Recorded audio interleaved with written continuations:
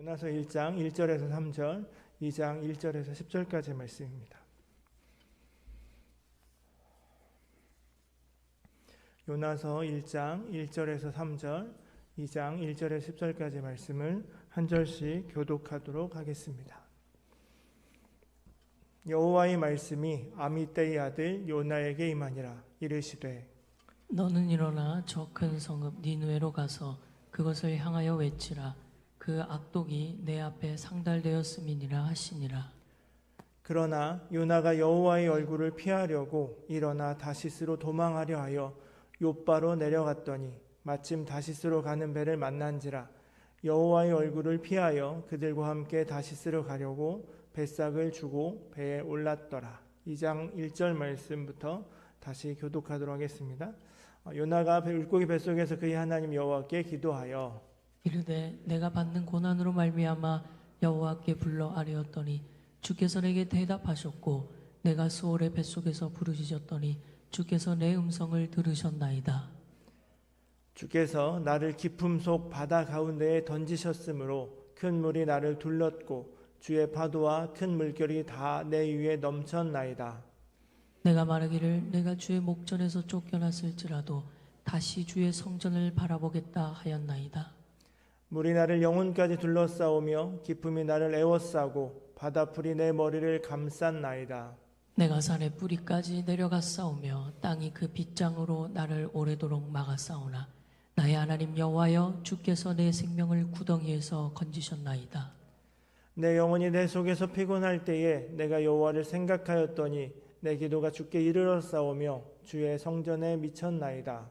거짓되고 헛된 것을 숭상하는 모든 자는 자기에게 베푸신 은혜를 버렸사오나 나는 감사하는 목소리로 주께 제사를 드리며 나의 서원을 주께 갚겠나이다. 구원은 여호와께 속하였나이다 하니라. 여호와께서 그 물고기에게 말씀하시매 요나를 육지에 토하니라. 아멘. 할렐루야. 저도 갑작스럽게 서게 되었지만 또 하나님께서 세우신 이유가 있을 것이라고 믿습니다. 요즘 확진자들이 점점 많아지고 있는데요. 그 가운데에서도 우리가 두려워할 것이 아니라 하나님의 뜻이 무엇이고 우리가 살아가야 될 방향이 무엇인지를 깨닫게 되시기를 축원합니다. 네, 요나 말씀, 제가 되게 성경 말씀 중에서 좋아하는 그 성경 본문이기도 합니다. 요나, 성경의 인물들 중에서 가장 드라마틱한 스토리가 있는 그 인물이기도 한데요. 여러분은 요나 하면 무엇이 생각나십니까? 주일학교를 보내셨을 법한데 다들 신앙생활 하시면서 요나를 다 배우셨을 거고 아실 텐데 요나 하면 제일 먼저 떠오르는 게 뭐죠? 물고기 뱃속. 물고기 뱃속. 또 떠오르는 게 있으신가요? 여러 가지가 떠오르시겠지만 요나 하면 제가 신학교 갔을 때 그때 당시 감독회장님께서 설교 말씀을 전에 채플 때 설교 말씀 전해주셨는데 유명한 부흥 강사님이셨습니다. 그분이 요 나 같은 나에게 뭐 이렇게 해서 설교를 하셨던 기억이 납니다. 요 나 같은 나에게 부족한 나에게 은혜를 주셔서 말씀을 전하게 하셨다. 이게 요 나 같은 이것이 굉장히 저한테 기억나는데요. 요 나 같은 저같이 부족한 저를 사용하셔서 말씀을 전하게 하신 은혜가 있을 거라고 믿습니다. 요나서 1장 1절은 이렇게 시작합니다. 1장 1절 말씀을 보여주시겠습니까? 여호와의 말씀이 아미떼의 아들 요나에게 임하니라. 하나님의 말씀이 누구에게 임했다. 이것은 구약에서 하나님의 사람에게 임한 하나님의 사람들이 일하는 방식이기도 합니다. 구약 성경을 보면 구약의 15개 선지서 가운데 9개의 선지서에서 이런 비슷한 공식이 등장합니다. 하나님의 말씀이 누구에게 임했다.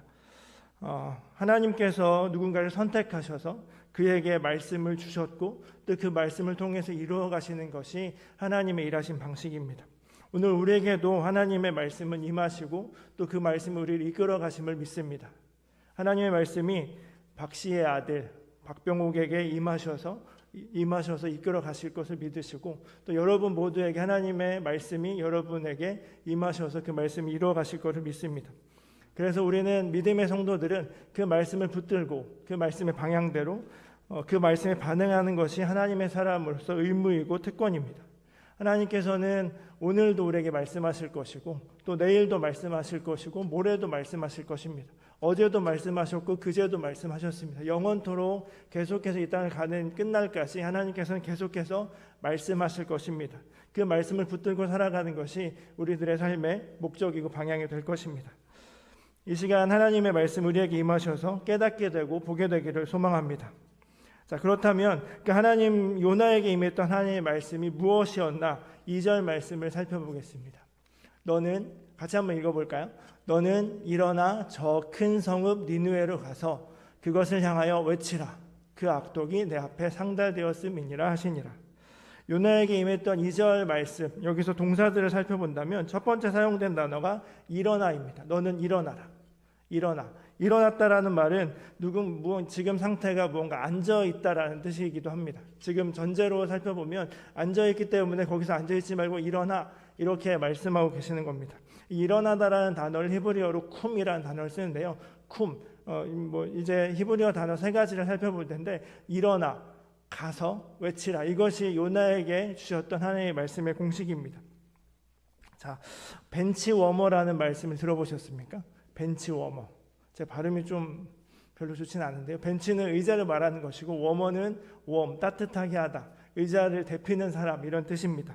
즉 말 그대로 의자를 따뜻하게 데피는 사람인데 경기 가운데에서 앞에서 주전 선수로 출전을 못하고 후보자들이 벤치에 앉아서 기다리는 사람을 벤치워머라고 합니다. 앉아있다가 언제 이제 후보 선수 교체가 될 때 나가는 것, 그런 사람을 벤치워머라고 하는데 이 단어를 생각하면서 온라인 예배가 익숙해진 요즘에 벤치워머 성도들이 늘어나고 있지는 않은가라는 생각을 해보겠습니다. 안락한 소파에 앉아서 예배를 드리고 한 손으로 리모컨을 들고 언제든지 채널을 돌릴 준비를 하면서 말씀을 보고 있는 그런 홈쇼핑을 보는 듯한 예배를 드리고 있는 성도들, 이 모습이 삶에서도 이루어져서 그냥 움직이지 않고 그냥 소파에 앉아서 벤치만 대표고 있는 그런 성도들이 점점 많은 것 같아서 참 마음이 안타깝기도 합니다. 벤치워머 선수들은 언제 주전으로 뛸 수 있을까 기대감이라도 있겠지만 그 벤치워머 성도들은 그냥 그 자리에만 앉아 있게 됩니다. 예전과 다르게 코로나 상황을 지내면서 대부분의 교회들이 생동감이 좀 떨어졌습니다. 모일 수가 없기 때문에 같이 무언가 교제할 수도 없고 무언가 함께할 수 없기 때문에 생동감은 떨어진 것이 사실입니다. 그런데 그것이 당연시 되면서 움직이지 않으려고 하는 그런 성도들, 저희 교회뿐만 아니라 모든 믿음의 사람들 가운데 움직이지 않으려고 하는, 그 자리에만 있으려고 하는 사람들이 참 많이 늘어난 것을 보면서 마음이 안타깝기도 합니다. 요나에게 일어나라고 했다면 지금 요나의 상황도 마치 이런 상황이었을 것 같습니다.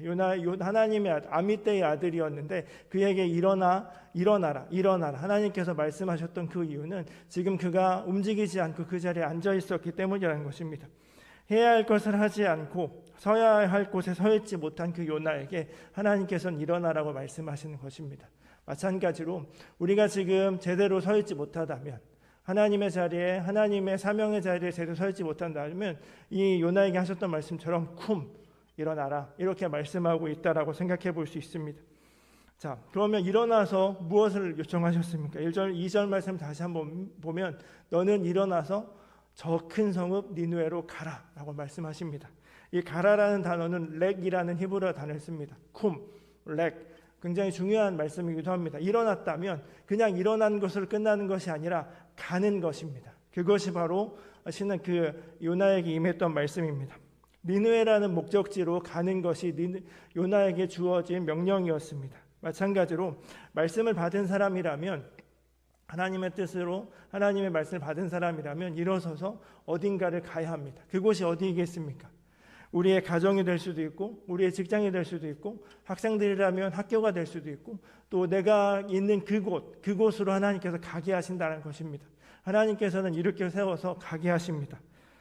가서 무엇을 해야 한다면 외치라라고 말씀하시고 계십니다. 하나님께서는 너는 일어나 저 큰 성읍 니느웨로 가서 외쳐라. 무엇을 외쳐야 합니까? 이 외치라는 단어는 히브리어로 케라라는 단어를 씁니다. 즉 케라, 이것이 그 요나에게 주어진 하나님의 명령이었습니다. 일어나서 가서 외쳐라. 이것이 요나에게 주어진 명령이었습니다. 이것은 그 하나님께서 요나에게 주신 그 명령은 그것이었습니다. 그 악독이, 니느웨 백성들의 악독이 내 앞에 상달되었으니까, 그러니까 그들을 향해서 회개를 외쳐라. 이것이 하나님께서 요나에게 주신 말씀입니다. 너희들이 지금 잘못 살고 있다. 회개해라. 똑바로 해라.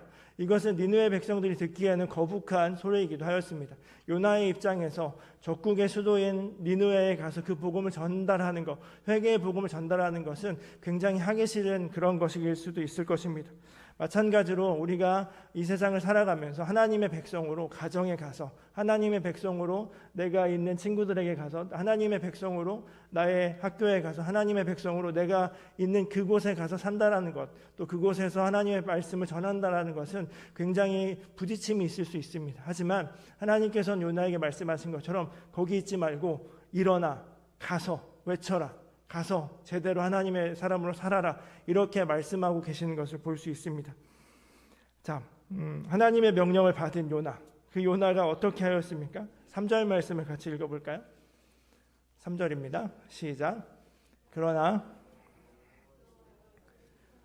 일어나 다시스로 도망하려 하여 욥바로 내려갔더니 마침 다시스로 가는 배를 만난지라.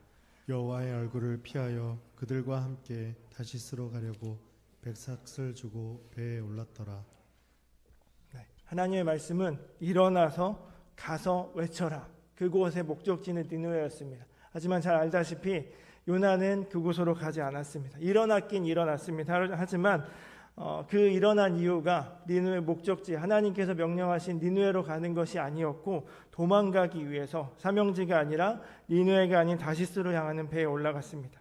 즉 하나님의 얼굴을 피하려고 도피하는 요나의 모습을 살펴볼 수 있습니다. 도망가는 요나의 모습, 이것이 바로 요나의 부족함의 모습이었습니다. 요나가 도망간 이유는 간단하게 말한다면 가기 싫어서입니다. 지금 하나님의 말씀하고 계시는 그것, 하나님의 명령하신 그 명령을 감당하기 싫어서, 감당할 수 없어서 도망가는 것입니다. 니느웨, 그곳은 아수르의 중심지이고 그곳이 망해도 시원치 않을 판입니다. 우리가 일제강점기 시대에 우리에게 주신 명령이 일본의 한 목판인 도쿄에 가서 복음을 전해라 한다면 크리스찬으로서 그 양심이 굉장히 부딪힘이 있을 수 있을 것입니다. 그것과 마찬가지의 상황일 것입니다. 적의 심장에 들어가서 듣기 싫은 말씀을 전해야 한다면 무섭기도 하고 두렵기도 하고 하기 싫은 마음이 가득했을 것입니다. 이것이 바로 인간적인 요나의 모습이었습니다. 때때로 우리들에게 주신 사명의 말씀들이 내가 감당할 수 없기에, 내가 하기 싫기에 그것을 하지 못하는 그런 모습들이 안에 가득히 있음을 종종 보게 됩니다. 자, 요나서를 묵상하면서 조금 흥미있는 단어를 발견하게 되는데요. 3절 말씀을 다시 보면 욥바로 내려갔다라고 표현을 합니다. 욥바로 내려갔더니라는 표현을 합니다. 욥바는 항구 도시입니다. 그러니까 하나님의 말씀이 아미떼의 아들 요나에게 임한 그 상태에서 욥바로 점점 내려갑니다. 즉 이것은 그 요나의 위치를 생각해 보면 하나님의 말씀이 임한 그 자리부터 점점 내려가는 하얀 곡선을 그리고 있습니다. 항구는 바닷가의 해수면 위치에 비슷한 곳에 있겠죠. 위치적으로 점점 내려갑니다. 3절 말씀에 보면 마지막에 보면 배에 올랐다라고 표현을 하는데 바다에 떠 있는 배에 올랐다. 언어적인 표현을 보면 배로 내려갔다라는 표현으로 생각해 볼 수 있습니다. 그리고 5절 말씀에 보면 배 밑층에 내려가서 누워서 잠이 들었다라고 표현합니다. 즉 요나가 하나님께서 임하시는 하나님의 명령이 임하시군 그 당시의 개념으로 보면 하나님은 가장 높은 곳에 계시는 하나님이셨습니다. 가장 높은 곳에 계신 그 하나님이 말씀을 하셨는데 요나는 계속해서 아래로 내려가서 그 밑에 더 내려갈 수 없을 법한 배 밑창까지 내려가서 잠이 든 요나의 모습을 보게 됩니다. 즉 요나는 철저하게 하나님으로부터 멀리 떨어지려고 하고 발버둥 치는 것이 요나의 모습이었습니다. 이 요나가 하나님으로부터 멀리 떨어지면 떨어질수록 요나의 상태는 점점 영적인 상태는 무너져 갔다라고 생각해 볼 수 있습니다. 5절 말씀에 보면 오늘 읽지는 않았지만 나중에 요나서 1장 말씀을 한번 살펴보게 되신다면 요나는 깊은 잠을 자고 있습니다. 배 밑창에서 깊이 잠을 들었습니다. 이것은 요나의 상태가 영적인 무감각과 또 그가 하나님을 정말 싫어해서 아무것도 신경 쓰지 않고 그냥 자기의 삶에만 몰두해 있는 것으로 생각해 볼 수 있습니다. 이 말씀을 생각해 본다면 요나가 계속해서 내려가고 하나님과 점점 멀어지는 그 상황처럼 그 상황을 묵상하면서 나의 지금 하나님과의 거리는 얼마만큼 돼 있는지 한번 측정해 보시겠습니까? 지극히 높으신 하나님, 그 하나님과 지금 내가 있는 이 자리, 이것이 점점 멀어지고 있는지 아니면 점점 가까워지고 있는지. 요나는 계속해서 하나님은 여기 계시고 말씀하시는데 점점 멀리 밑으로 갔습니다. 그렇다면 이것은 불신앙의 태도일 것입니다. 하나님이 계신다면 신앙의 사람들이라면 점점 올라가야 합니다. 하나님의 말씀을 듣기 위해, 하나님의 말씀을 찾기 위해 계속해서 올라가고 찾아야 되는 것이 우리 신앙인의 모습입니다. 그렇다면 여러분들은 과연 하나님을 향해 올라가고 계십니까? 아니면 요나처럼 내려가고 계십니까? 이것이 우리가 첫 번째 점검해야 될 우리들의 신앙의 자세입니다. 나는 하나님께 더 가까이 가고 있는가? 아니면 점점 멀어서 하나님을 피해서 배 밑창으로까지 내려갈 수 있는 최대치까지, 내가 도망갈 수 있는 최대치까지 도망가고 있는가? 이것을 살펴보아야 할 것입니다. 불순종한 요나, 하나님의 명령을 받은 선지자였지만 그 요나는 첫 번째 그 명령을 수행하지 않았습니다. 그렇다고 해서 하나님께서 그 요나를 가만두셨겠습니까? 하나님께서 한번 찍은 사람을 포기하지 않으십니다. 이것이 은혜이기도 합니다. 아무리 부족하고 아무리 발버둥 치고 아무리 멀리 간다고 한들 물론 그거에 대한 대가는 치르게 하시지만 포기하지 않으시고 고쳐 쓰시는 게 하나님이십니다. 사람은 고쳐 쓰지 못한다라고 하죠. 그런데 위대하신 하나님은 사람을 고쳐 쓰시는 분이시더라고요. 그것이 요나서에 기록되어 있었고 그것이 저에게 역사하신 하나님 은혜였고 지금 우리에게도 역사하신 하나님 은혜임을 믿습니다. 그러하기에 그 하나님을 순종하면서 하나님을 신뢰하면서 하나님을 소망하면서 믿음의 길을 걸어가게 되시기를 축복합니다. 잘 아시는 이야기지만 그로 인해서 이제 풍랑을 만나게 됩니다. 그래서 이 풍랑이 누구 때문인지 제비를 뽑게 되자 요나가 걸리게 되었고 요나는 그 풍랑과 파도가 자신의 불순종 때문임을 알았기에 자신을 배에 던지라고 합니다. 자신 때문에 벌어진 문제임을 알았기 때문에 자신이 없어지게 되면 이것이 해결됨을 알았기 때문에 선장에 그렇게 이야기를 합니다.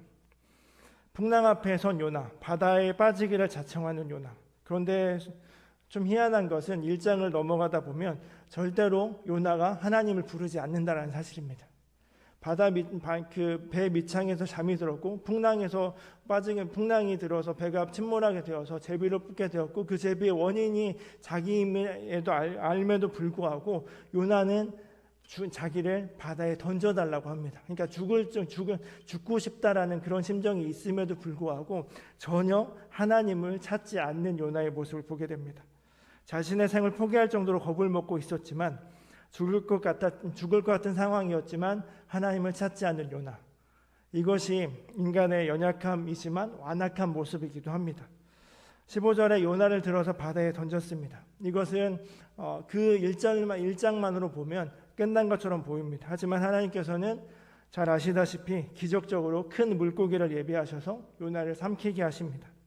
이 물고기에 대한 논란은 여러 가지가 있습니다. 고래인가 상어인가 아니면 어떤 물고기인가. 하지만 이 물고기의 종류는 중요하지 않습니다. 왜냐하면 하나님께서는 이 물고기를 준비하셔서 요나의 생명을 연장시켜 주셨다는 사실이 더 중요하다는 사실입니다. 1장 17절에 의하면 물고기 뱃속에서 요나는 밤낮 3일을 보냈다라고 합니다. 물고기 뱃속에서 3일. 요나는 어떤 마음으로 그곳을 지냈을까요? 자, 물고기 뱃속. 따지고 보면 이 물고기 뱃속은 인간이 갈 수 있는 가장 낮은 곳이기도 합니다. 요나가 발버둥 치면서 가려고 했던 그곳은 배 밑창까지 가장 낮은 곳으로 갔지만 더 밑으로 떨어지는 것이 바로 물고기 뱃속입니다. 배보다 더 아래에 있는 것이 물고기이기 때문입니다. 자, 요바로 내려갔고 배로 내려갔고 밑창에 내려간 그 요나가 급기야는 물고기 뱃속으로 가장 아래까지 갔습니다. 이 2장 2절 말씀에 보면 이곳을 스올의 뱃속이라고 표현하고 있습니다.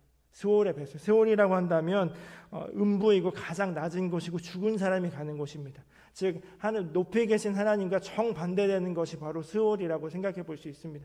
즉 가장 낮은 곳에 내려갔고 또 6절에 보면 산의 뿌리라고 표현하기도 합니다. 즉 인간이 내려갈 수 있는 최대치 중에 최대치, 밑바닥 중에 밑바닥으로 하나님의 손길을 빌려서 물고기를 더불어서 다 가장 낮은 곳에 위치하였습니다. 그런데 그곳에서 전능하신 하나님이시기에 말을 안 듣고 그 도망가는 그를 통해서 하나님은 포기하지 않으시는 그 은혜를 발견하게 되는데요. 생각해 보면 그렇게 밑바닥으로 도망치는 요나, 포기할 법도 하지만 하나님은 포기하지 않으셨습니다. 집요하신 하나님을 보게 되는데 그곳에서 또 다른 은혜는 2장 1절 말씀을 보게 됩니다. 2장 1절을 보게 됩니다. 같이 읽겠습니다. 요나가 물고기 뱃속에서 그의 하나님 여호와께 기도하여. 즉 풍랑을 만나서 자기가 죽기를 자처하면서 나를 죽여달라고 하면서 바다에 빠쳐달라고 할 때까지 전혀 기도하지 않았지만 그곳에서 넘어가서 물고기 뱃속에 이르러서야 비로소 3일 밤낮을 지나면서 그때서야 비로소 2장 1절에 하나님께 기도했다라는 표현을 하게 됩니다. 자, 사랑하는 성도 여러분, 요나서는 4장으로 이루어진 짧은 성경 구절이기도 합니다. 그런데 1장에서는 도망가는 요나가 있는 반면에 그 도망을 피하여서 2장에서 이루어서는 하나님께 기도하는 가장 은혜로운 기도문이 우리 포함되어져 있습니다. 2장 1절에서 10절 말씀을 같이 봉독했는데 이 기도문을 천천히 읽어본다면 하나님을 계속해서 찾고 부르고 하나님을 붙잡는 요나의 모습을 보게 됩니다.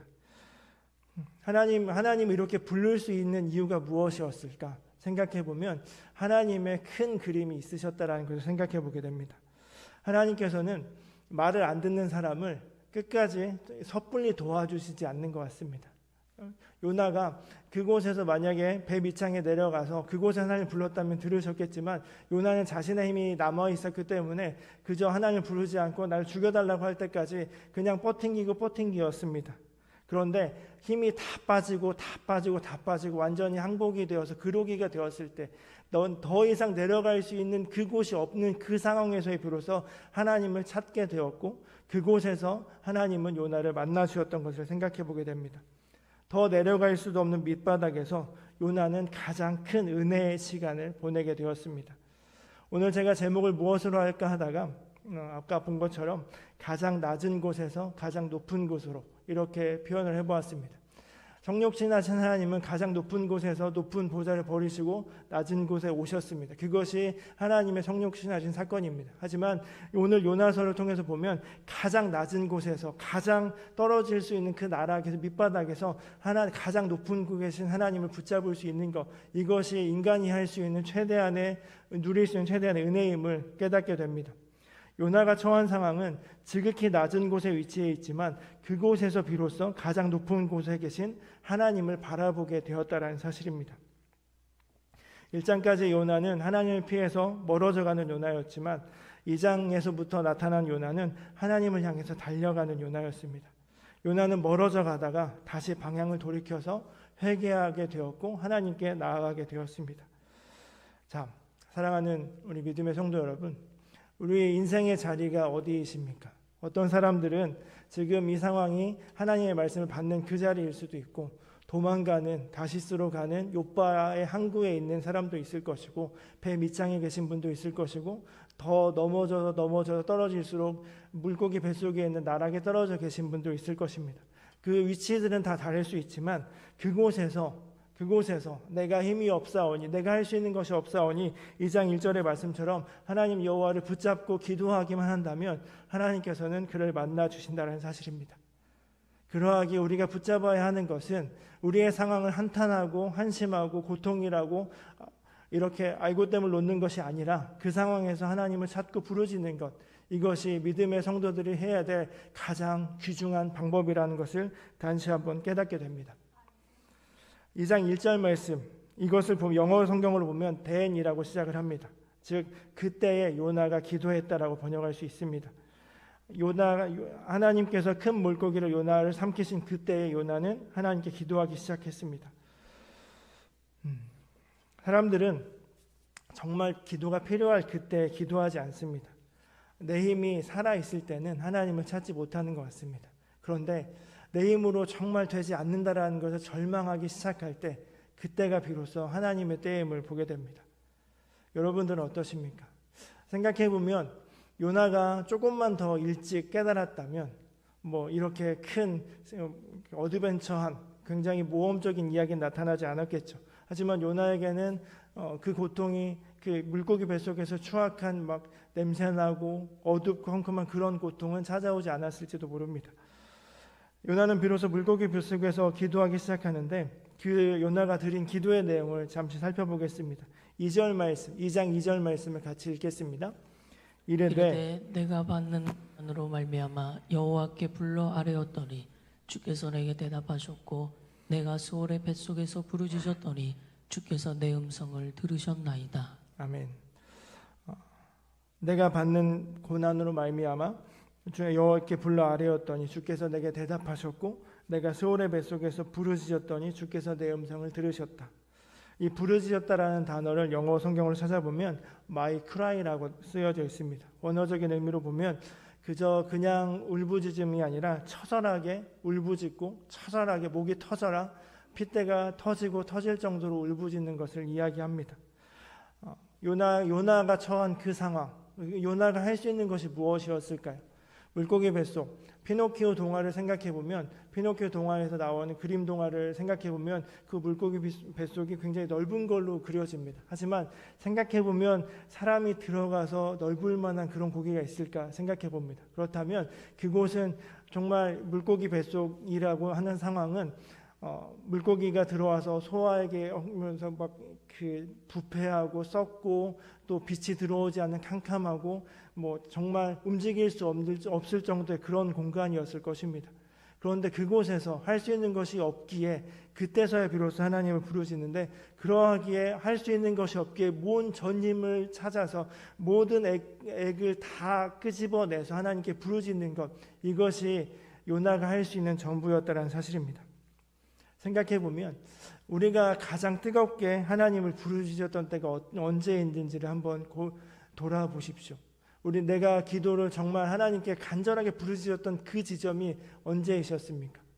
저에게도 생각해보면 몇몇의 지점이 있는데 그 지점은 내가 할 수 없은 그때에 그것을 느꼈을 때 하나님께 부르짖을 수밖에 없었던 것을 생각해보게 됩니다. 요나의 기도는 목숨 건 기도였습니다.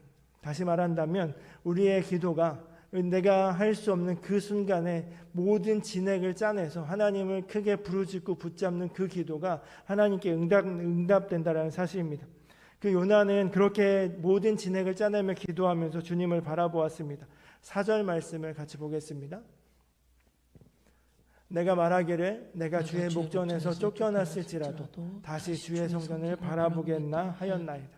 지금 요나는 저 멀리 떨어졌고 하나님의 치심으로 말미암아 물고기 뱃속에 있는 그 상황, 하나님의 목전에서 쫓겨난 상황이지만 그곳에서 주의 성전을 바라보겠나이다라고 이야기를 합니다.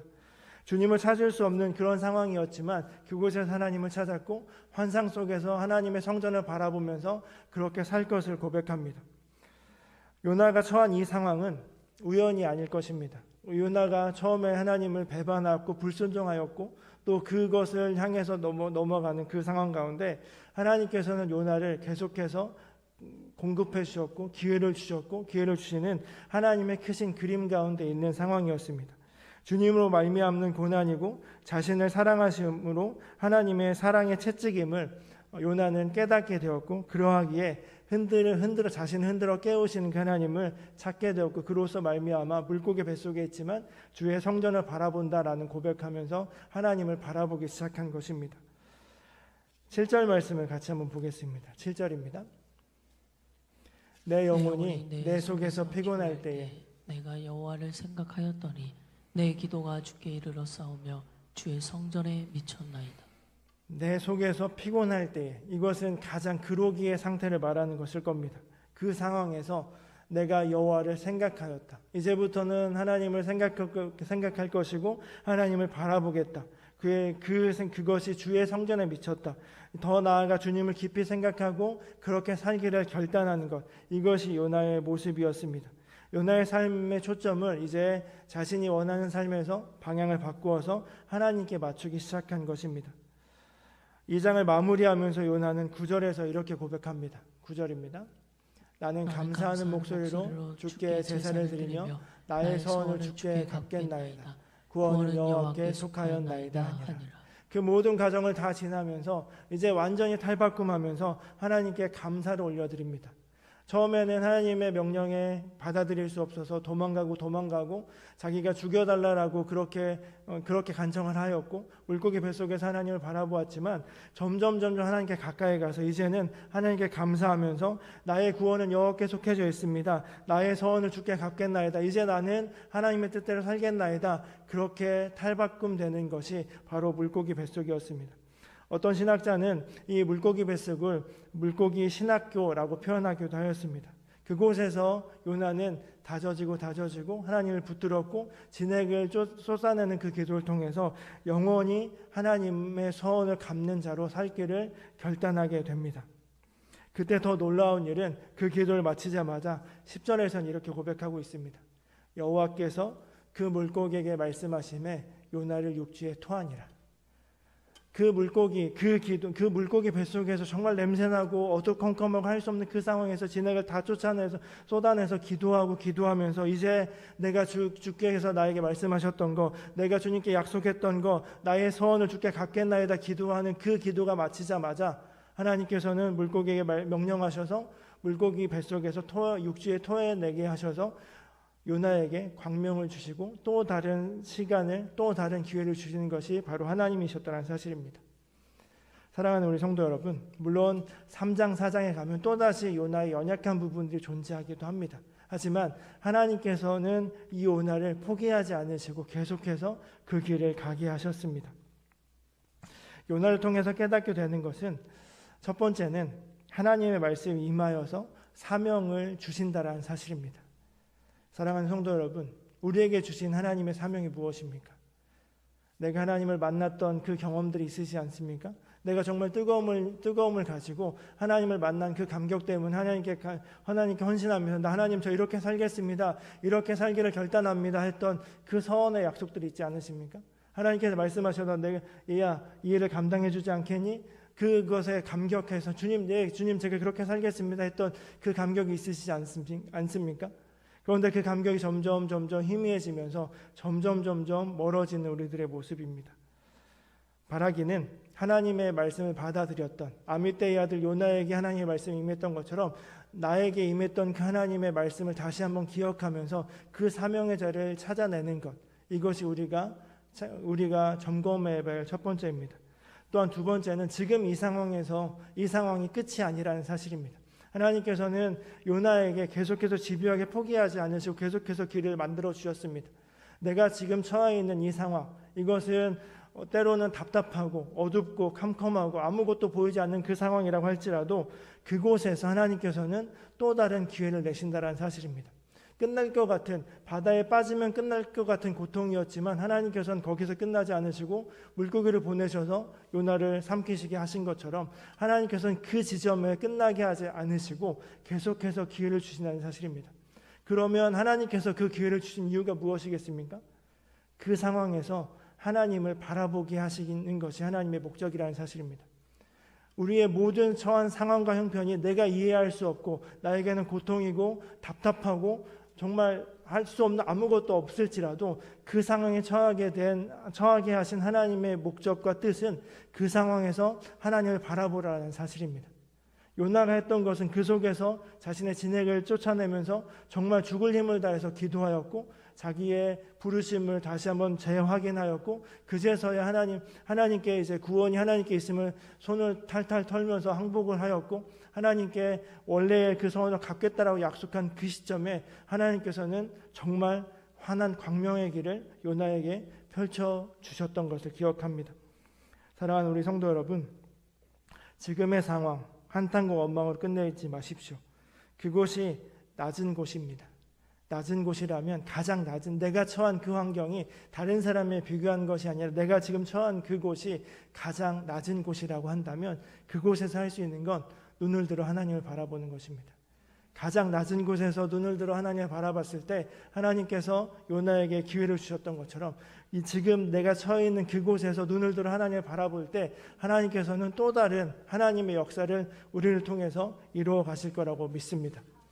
그러하기에 오늘 이 시간 함께 기도하면서 우리가 붙잡아야 할 것은 나의 눈을 들어. 이 상황에서 내가 상황을 보고 형편을 보며 내가 감당할 수 없습니다, 니느웨를 용납할 수 없습니다, 하나님의 명령에 대해 순종할 수 없습니다라고 그냥 한탄하고 원망만 하는 것이 아니라 눈을 들어 하나님을 보기 시작할 때 하나님은 우리에게 다시 한번 기회를 주실 것이고 하나님의 그 역사가 나의 역사가 될 것임을 믿습니다. 오늘 함께 시선이란 찬양을 부를 텐데, 내게로부터 눈을 들어 주를 보기 시작할 때 주의 일을 보겠네라는 찬양으로 가사가 시작됩니다. 나에게 있는 형편에서 떠나서서 이 상황에 머무르는 것이 아니라 눈을 들어 하나님을 보기 시작할 때 하나님, 이 세상의 모든 삶은 주님의 역사가 나에게 이루어질 것이고 하나님의 역사가 내 역사가 되는 놀라운 기적의 일이 우리의 삶에 펼쳐질 것을 믿습니다. 그러하게 그것을 소망하며 하나님 나라 역사의 주인공이 바로 우리 믿음의 성도들이 되시기를 축복합니다. 이것을 소망하면서 함께 찬양하시겠습니다.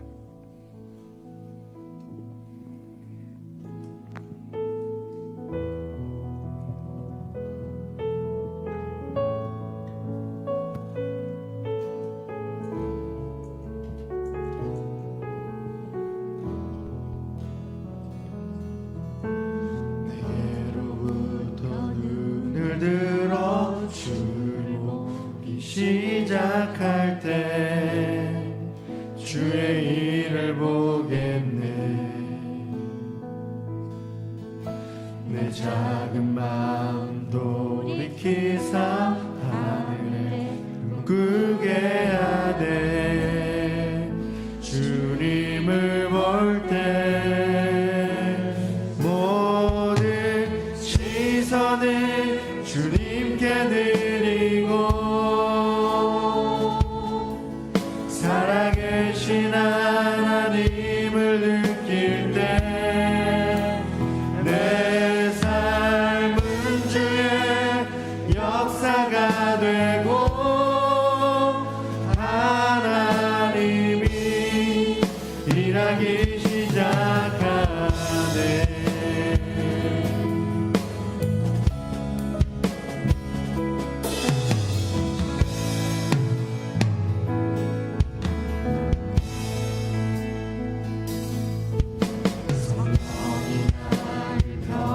시켜 모든 두려움 사라질 때 주의 일을 보겠네.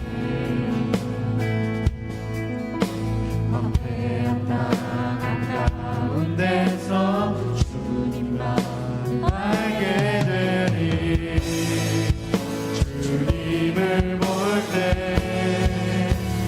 모든 시선을 드리고 살아계신 하나님을 느낄 때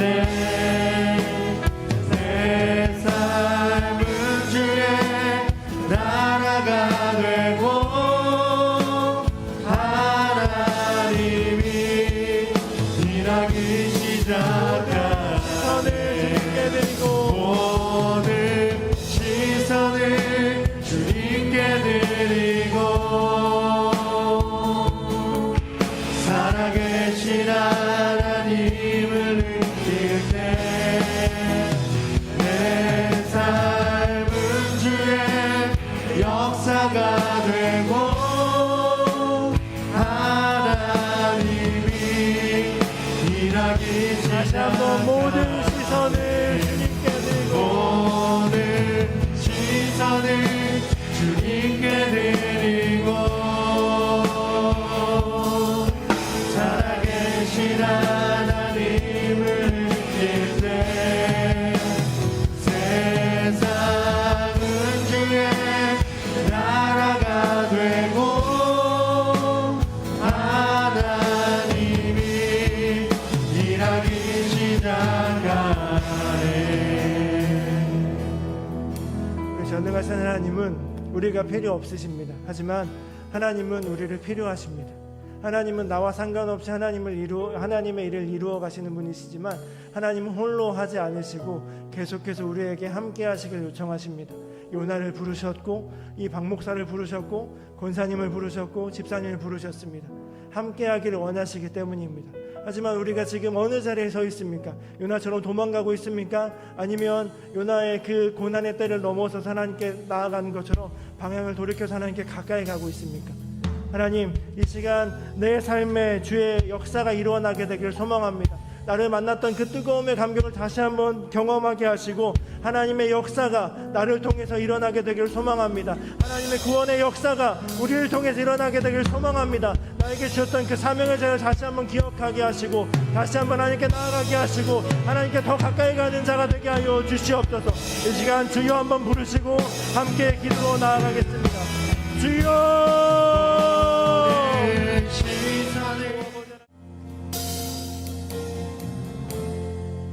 우리를 포기하지 않으시고 계속해서 기회를 주신 하나님 아버지, 그 하나님의 은혜를 의지하며 하나님께 더 가까이 가기를 소망합니다.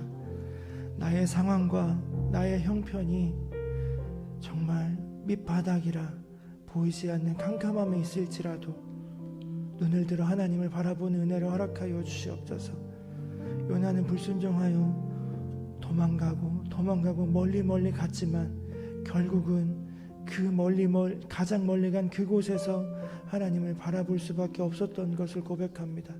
하나님, 우리의 눈을 들어서 요나와 같지 않게 하시고 당장 지금 이 순간 머물러 있는 그곳에서 눈을 들어 가장 높은 곳에 계신 하나님을 바라보게 하여 주시옵소서. 그래서 우리에게 주셨던 하나님의 말씀들, 우리에게 주셨던 하나님의 사명들을 회복하게 하여 주시옵소서. 너는 일어나 가서 외쳐라. 그 자리에 있지 말고 일어나라, 가라, 외쳐라 라고 하셨던 그 하나님의 명령을 기억하며 그 사명을 회복해 하여 주시옵소서. 그 마음을 품은 자들에게 하나님께서 요나를 물고기 뱃속에서 도하게 내셨던 것처럼 또 다른 기회, 또 다른 하나님의 역사를 이루어 가실 그 기회와 소명을 주실 것을 믿습니다. 하나님, 그 믿음의 길을 견고하게 걷게 하여 주시옵소서. 하나님, 담임 목사님을 위해서 기도합니다. 하나님, 특별히 코로나 때문에 어려움을 겪고 계시지만 어려움 없이 이전보다 더 강건함으로 회복해 하여 주시옵소서.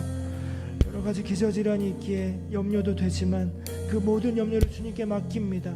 주님의 손으로 우리 담임 목사님의 머리끝부터 발끝까지 만져주시고 이전보다 더 강건함으로 더 은혜로움으로 채우시고 속히 일어나서 우리와 함께 예배할 그날을 기대합니다. 주님, 그 가정을 축복하셔 주시옵소서.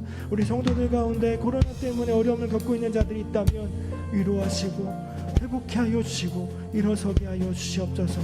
속히 이 상황이 끊어지게 하여 주시옵소서.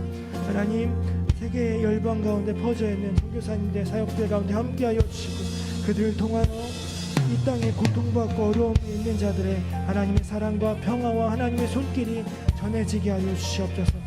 속히 우크라이나의 전쟁 상황을 끊어지게 하여 주시옵소서.